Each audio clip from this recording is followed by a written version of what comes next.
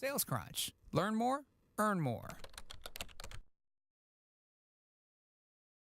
So with that Q&A slide, I would like to open to Q&A to present your questions or anything else. Yeah. Two questions. First of all, simpler one. Where do you get your graphics?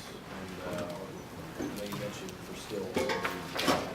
iStock Photo has images, but a guy like this would also be on iStock Photo as a vector diagram. It's basically designed for Adobe Illustrator.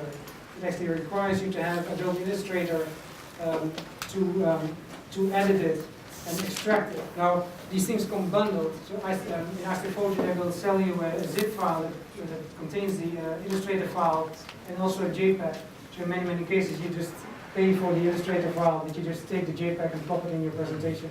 So it will also contain illustrations and artwork as well. You can actually search for that. Give me silhouette Frankenstein, and this guy will probably pop up in the search results. Second part of the question. Second question. What do you think of opening a presentation with a short video? It's good to put people to I think there's no problem. It could be very good if it's useful to explain your product. No problem. Make sure that the technology moves seamlessly. There's sort of no technical glitches, because then you're sort of in a demo type of issue. But there's no problem. You can have it. Yeah, why not? It's hard to email these things, etc. But you can get it to work. So it's good. So you said no bullets, but I assume that's not for emailing that initial presentation to an investor. So when you send an initial presentation to an investor, they want to say, send me a deck, see what it looks like. I assume you need bullets, you need to be very detailed. I mean, not overly detailed, but you can't send pictures and say, what do you think, and meet with me. So it would be a little bit of the combination of the question that was asked here. I actually tend to ignore the question, send me the executive summary. Like executive summary is a boring Word document. There's a lot of text that I just push aside. I'm sending you this presentation instead. It's much more visual. But yeah, make sure that there's some explanation, but then almost separate it. Like I would sort of have a text section and the image section, but don't send pages full of text, because the first meeting that the VC probably doesn't even read the body of the email. They're like, oh, here's an attachment. Double clicks the attachment, and so if it's exciting to him when he goes page down, he decides when to meet you. So you don't even have the objective, I think, to try and convince the entire complexity of your story, just to get that first interest. And maybe to get onto a 5-minute phone call is the objective of that first email. And you need to catch his or her attention in a graphical way. So not complete like images out of context, but make it attractive and visual. Probably very short. It could be 5-6 very visual PowerPoint slides that just tease the interest of the investor. I think that's what we want to do in the first email. Yeah, and you have one question up over there. Hey, do you agree with Mark Suster to put the team slide up front? Yes, you can do that. So basically, as a way to introduce who is in the room, so it feels natural in the flow. Let me first go around the table. This is tip, tap, tap, tap, tap. But to slam in the full detail of your CVs, not sure. If you could open up as just introducing the team. Yeah, I actually have a quick question. Have you used these type of presentations in board meetings? Yes, it happens, but people tend to invest less in the presentation of a board meeting. So like to go through to decisions, etc. You can actually lower the quality of the presentation. It shows some Excel decks, etc., etc. Maybe there's a big strategic debate that you have in your board. Like, so should you go A or B? Maybe this type of presentation is suitable. If you have time and energy, it would be great.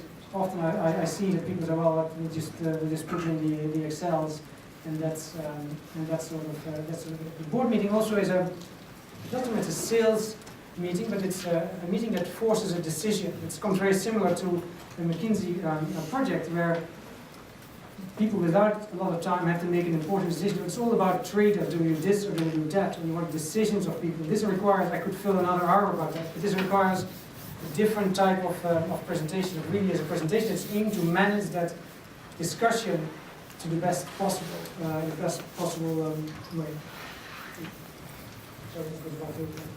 So you had recommended putting the text for slide decks that we would have to send ahead of time, right alongside the image that we would have. Yeah, I don't think there's a, Versus, why not use speaker notes or some facility that's posted? it's the same. The question is whether the investor will bother to look inside the speaker. This I can't give a generic answer to that. Some presentations with very few words are very obvious when you click through them, and otherwise it might not be. So we need to make a call. I don't think there's a golden rule that says you should do this. I think it's just an option to put it in, put a lot of detail in without disrupting the emptiness of the image. I can't give you a generic answer to that. Can you speak about three-dimensional tools? An example of, this is like 25 years ago, I was presenting a unique financial product that had a complex relationship in 3 dimensions. So I actually cast it in chocolate. So rather than try to show a function, a perspective view on a screen, I had it cast in chocolate, and because it was secret, we needed to keep it secret to emphasize that point. We ate the chocolate afterwards. We didn't do the product that had saved my career. Years later, I asked, how come I have survived these rounds of layoffs following 16 failed products? And this guy said, you presented with a bunch of cast of chocolate, and I got to keep somebody like you around. So, and now there's 3-dimensional printers. It's actually, you could just take a 3-dimensional object and send it off, and you'll get FedEx the next day. The thing. So, do you have examples of that? Or? No, first of all, I have not seen it.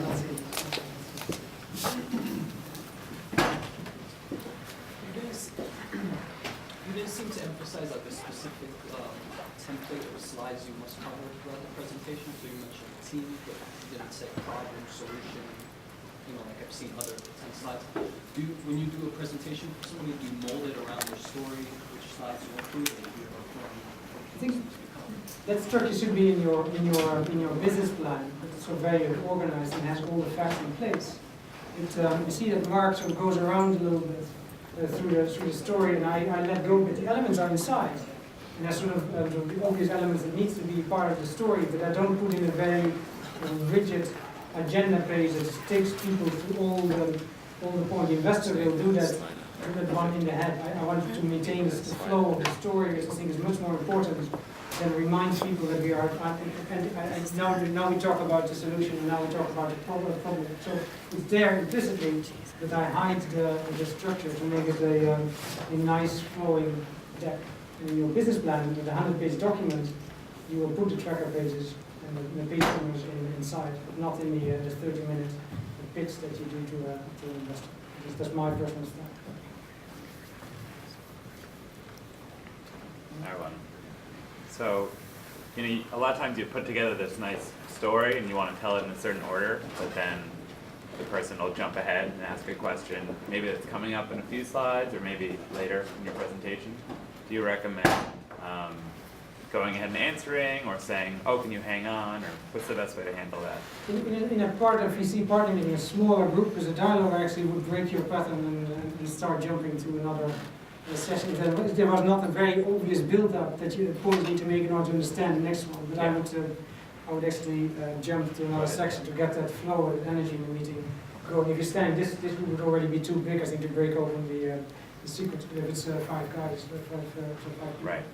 Yes, I would agree. So, basically, kind of going off of that question, would you want to build a presentation then around, not building up to a specific point, but making the whole thing, asynchronous, where you could jump around it, and how do you do that? Hard. Like, there's other tools like Phrasey, probably you've heard about it, where you can zoom around and move around in the presentation. And in this case, it would be, you could, I guess, put in links on every page, but I think it's going to be open PowerPoint and jump to the other slide. I don't think there's a real good solution. PowerPoint is a sequential presentation tool. It's not very good to move around randomly in sections. So I think people will forgive you in a smaller setting. It's not as big as a problem as in big audience. But maybe there's a software innovation to help. There's maybe here something in SalesCrunch that they can invent a way to actually maybe that the presenter can see the slide sorter deck and your clients cannot see. You can sort of click on the slide and move around very, very quickly. You could find a technological solution to do it. I think people are waiting for it. Everyone wants to do it. You're talking to one of our engineers, so I you're guess actually I'm talking to the right guy. Really early tomorrow.